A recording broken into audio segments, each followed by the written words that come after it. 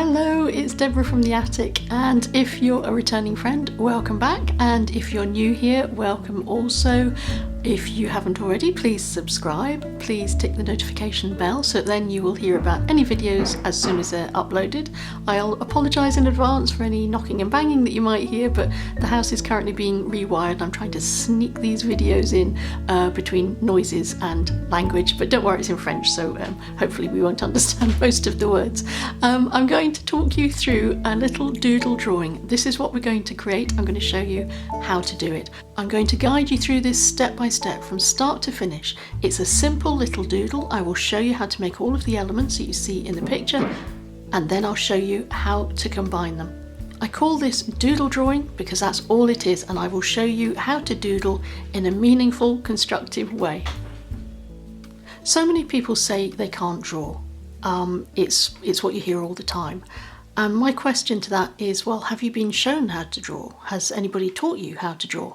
Because when you were learning to write, when you were a small child and you were gripping that pencil or that crayon for the first time, you couldn't write. You had to learn how to do it, and you had to stick at it, and you had to learn that muscle memory and eventually make meaningful marks on a page exactly where you wanted those marks to be. And we all learned how to do that. And drawing is very similar. Once you've learned the basic building blocks, you can draw all sorts of different things. And drawing is very similar to learning how to write. But if nobody's shown you, you can't expect yourself to draw. That's what I'm here for. I'm going to show you how. All of the elements that you saw in my little circle drawing in my notebook were made up using these shapes here. And these are all basically little made up shapes. They're not based really on any genuine flowers. Maybe the poppy, maybe this sort of fluffy thing here, but I'm no botanist, I don't know.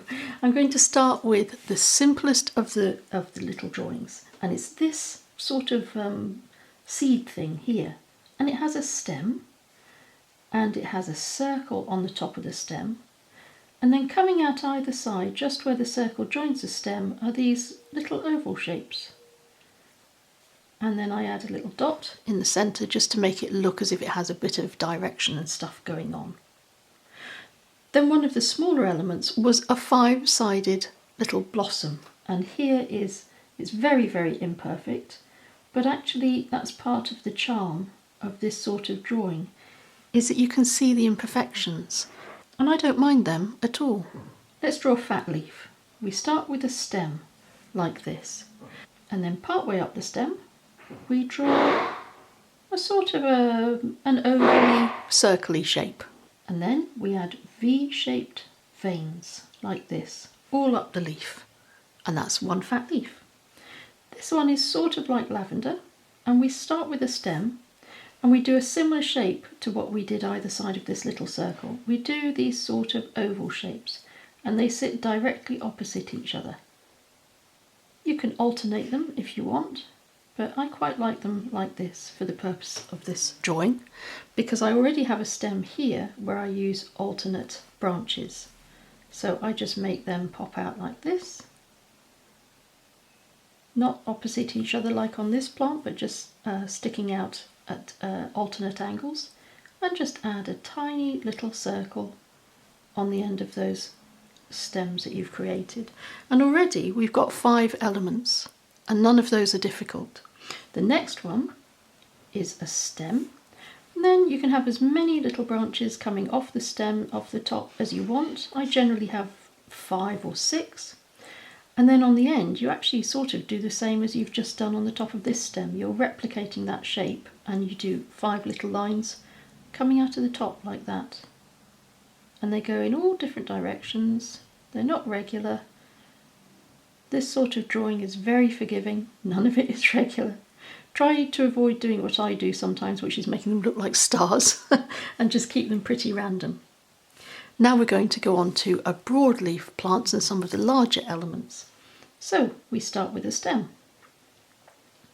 And this time we do a fat leaf, goes up to a sort of a point, and then it joins onto the stem.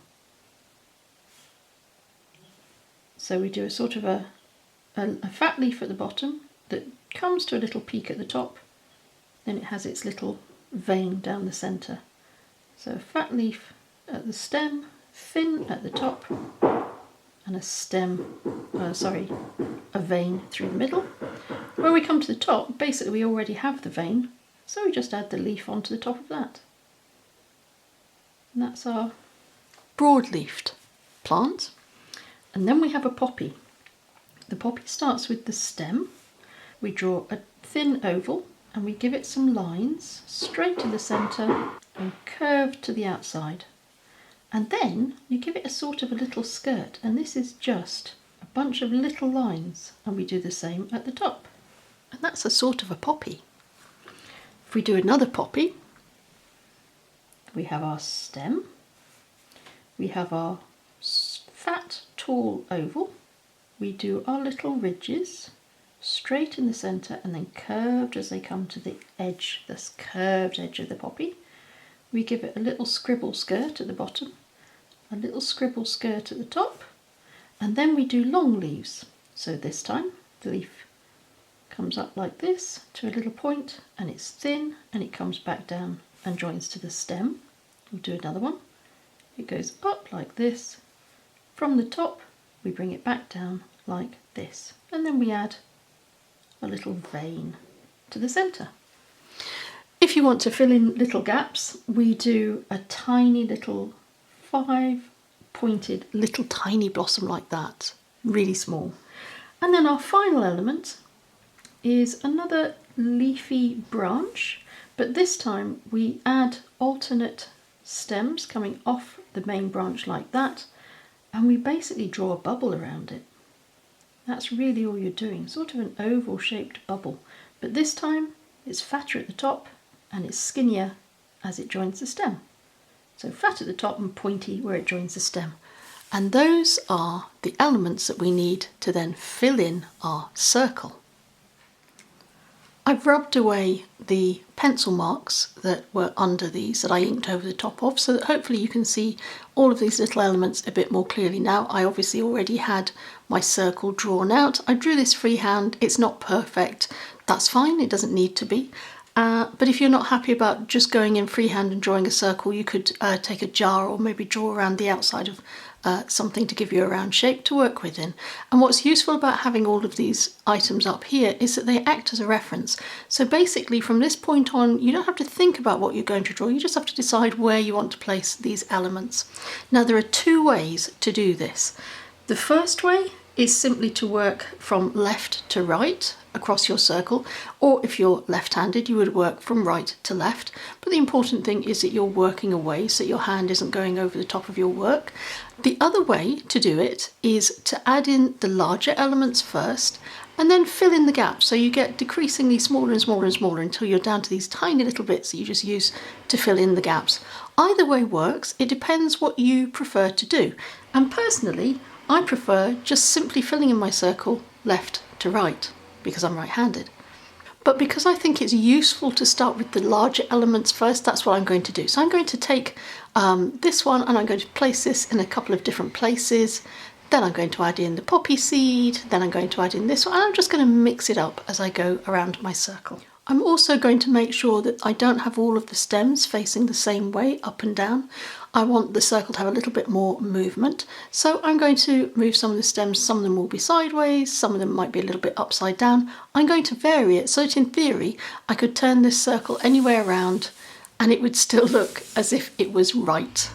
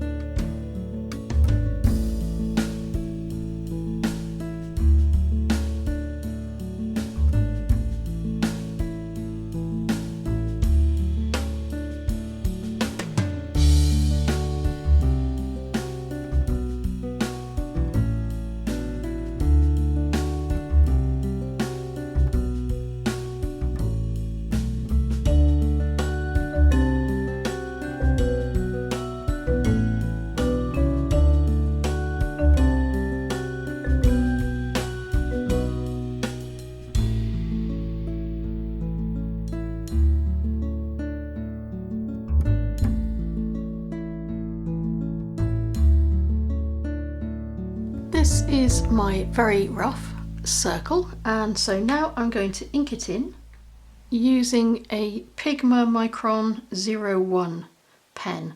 These are waterproof and they are fade proof. So if you decided that you wanted to colour this in using water-based paints or watercolours, then the ink would not run. So I'm going to ink that in, and then I'll rub away my pencil marks and I'll show you the finished result. This is my finished doodle, and as you can see the elements go right up to the edge of the circle. I've used 3 places where I've actually taken the curve of one of these little sort of lavender branches to help describe the circle, but mostly it's a good idea if you can just take the elements just out to the edge without actually using them to create the circle. It makes it look a little bit more natural. And I hope you'll agree there's just the right emphasis there of large elements and small elements to fill up the space. Now you could leave your doodle there. I'm going to add a little colour to mine, just a little bit of green, and I'm going to bring out some of the smaller elements with maybe some pink or some red, and I'll show you the final version. And here is my finished doodle. I've coloured it in using some nice soft greens and some purple for the sort of lavender-like flowers, and a little bit of darker green on these strongly veined flowers. You can do this in any shape that will suit your project. You could do it as a heart shape, you could do it as an initial letter for somebody's name. There are so many different ways that you can use this. All you need to make sure that you do is that you take your designs right out to the outer edges of whatever the shape is that you want to show, because once you rub away your pencil lines, this is what will be left. I hope now that you can see how simple it is to put together something like this that you will give it a go. If you haven't already, please go back and watch the earlier Doodle Draw videos for more tips and hints about how you can create your own original, unique artwork. So for now, I'm going to say thank you very much for your time, as always, and until we meet again, stay safe and take care.